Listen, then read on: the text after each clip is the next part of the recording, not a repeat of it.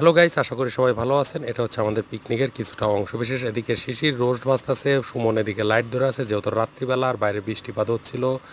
আর কারেন্টও তেমন একটা কারেন্ট ছিলই না বলতে বলা চলে। আমরা সব মোবাইলের লাইট দিয়ে যে যার মতন কাজ করতেছি। আর সুমন এখানে বৈশা বৈশা সালাদ কাটতেছে, আর বাদন আমারে কইতাছে কাকা তুমি ভিউয়া বসাই, কারণ ওদেরকে সালাদ কাটার দায়িত্বটা দেওয়া হয়েছিল। আর এদিকে পোষণ ক্ষুধার জ্বালায় কাতরা ভাতের চুলার দিকে তাকায় আর আছে, কখন হবে ভাত। আর সাগর মায়াবী দৃষ্টিতে তাকায় আছে, সালাদ কাটা শেষ হলে খাইতে বসবো। আর এদিকে সাজন চুপচাপ বসে বসে ছেলেটা মোবাইলে টিপতেছে মানে মোবাইলে সে বসে বসে মেসেজ করতেছে। আর অবশেষে আমাদের খাবার দাবারের পালা, বাদন বাজতা প্লাস আমরা সবাই একসঙ্গে খাইতে বসে গেছি।